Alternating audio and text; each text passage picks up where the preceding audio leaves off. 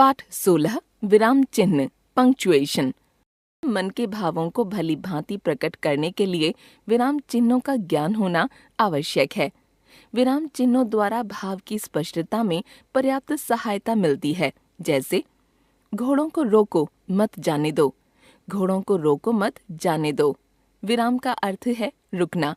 लिखित भाषा में भावों के अनुसार हम अपनी बात को स्पष्ट करने के लिए बीच बीच में रुकते हैं, कहीं अधिक समय के लिए तो कहीं कम समय के लिए। इन भावों को स्पष्ट करने के लिए विशेष चिन्हों का प्रयोग किया जाता है। ये चिन्ह विराम चिन्ह कहलाते हैं। लिखित भाषा में विशेष स्थानों पर रुकने का संकेत करने के लिए जिन चिन्हों का प्रयोग किया जाता है उन्हें विराम चिन्ह कहा जाता है। हिंदी में प्रयोग किए जाने वाले विराम चिन्ह निम्नलिखित हैं: पूर्ण विराम, अल्प विराम, अर्ध विराम, प्रश्नवाचक चिन्ह, विस्मयादि बोधक चिन्ह, निर्देशक चिन्ह, योजक चिन्ह, उद्धरण चिन्ह, कोष्ठक चिन्ह, लाघव चिन्ह। पूर्ण विराम, किसी बात के पूरा हो जाने पर इस चिन्ह का प्रयोग किया जाता है। यह वाक्य की पूर्णता का बोध कराता है। जैसे अरुण पुस्तक पढ़ता है, मैंने गीता पढ़ ली है, राजू मसूरी गया है। ध्यान रहे, प्रश्नवाचक वाक्यों के अंत में पूर्ण विराम का प्रयोग नहीं किया जाता है।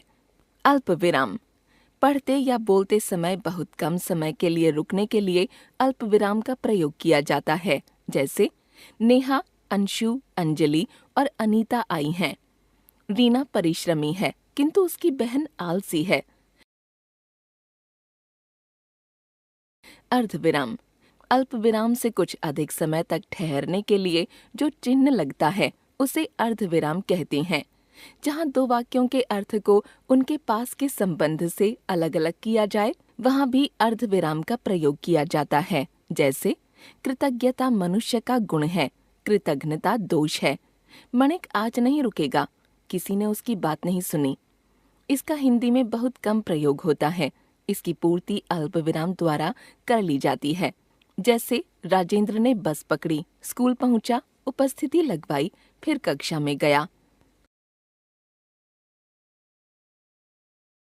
प्रश्नवाचक चिन्ह, प्रश्नवाचक चिन्ह का प्रयोग प्रश्न पूछने के लिए किया जाता है। जैसे आपकी सफलता का सबसे बड़ा रहस्य क्या है? महात्मा जी किधर से आए? क्या आप आज मेला देखने जाएंगे?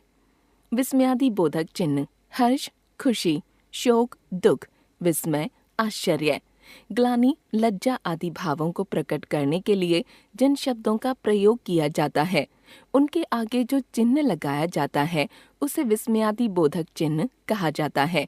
जैसे वाह वाह, तुम्हारे भी क्या कहने, शाबाश, बढ़े चलो। निर्देशक चिन्ह, इस चिन्ह का प्रयोग प्रायः सूची इत्यादि से पहले किया जाता है अथवा किसी वाक्य के विवरण को लिखने में या जहाँ किसी विषय का उदाहरण प्रस्तुत किया जाए वहाँ किया जाता है। संवाद लेखन में भी इसका प्रयोग होता है। जैसे वाद विवाद प्रतियोगिता में निम्नलिखित छात्र भाग लेंगे। सूची, रमेश, तुम गिर कैसे गए? संवाद। योजक चिन्ह, जहाँ समस्त पदों के बीच संधि अथवा संयोग न हो वहाँ पर योजक चिन्ह का प्रयोग किया जाता है। जैसे स्त्री पुरुष, पद चिन्ह, काल रात्रि आदि। उद्धरण चिन्ह, वक्ता अथवा लेखक के कथन को पाठकों के सम्मुख यथावत रखने के लिए उद्धरण चिन्ह का प्रयोग किया जाता है। जैसे भगवान कृष्ण ने कहा था, कर्म करो, फल की इच्छा मत करो। कबीरदास जी कहते हैं, सत्य बराबर तप नहीं, झूठ बराबर पाप। विशेषतः हिंदी भाषा के अंतर्गत इकहरे उद्धरण चिन्ह का प्रयोग भी देखने को मिलता है। इसका प्रयोग मुख्य रूप से उपनाम, पुस्तक के नाम आदि के लिए किया जाता है। जैसे बालकृष्ण शर्मा, नवीन। कोष्ठक, वाक्य में प्रयुक्त कठिन शब्द का अर्थ प्रकट करने के लिए या दिए गए शब्द, नाम आदि को स्पष्ट करने के लिए, नाटकों आदि में भावों का संकेत देने के लिए कोष्ठक का प्रयोग किया जाता है। जैसे उसकी बुद्धि बड़ी स्थूल मोटी है। नेहा मुस्कुराते हुए, मैं कल अवश्य आऊंगी। लाघव चिन्ह, इसका प्रयोग शब्द को संक्षिप्त रूप में लिखने के लिए किया जाता है, जैसे all India institute of medical sciences AIIMS, doctor डॉ, प्रोफेसर प्रो, पंडित पन इत्यादि। हम जान गए विराम चिन्ह। विराम का अर्थ ठहरना या रुकना। भाषा को लिखते समय जिन चिन्हों से रुकना प्रकट किया जाए, विराम चिन्ह। विराम चिन्ह कई प्रकार के: 1 पूर्ण विराम, 2 अल्प विराम, 3 अर्ध विराम, 4 प्रश्नवाचक चिन्ह, 5 विस्मयादि बोधक चिन्ह, 6 निर्देशक चिन्ह, 7 योजक चिन्ह, 8 उद्धरण चिन्ह, 9 कोष्ठक चिन्ह, 10 लाघव चिन्ह।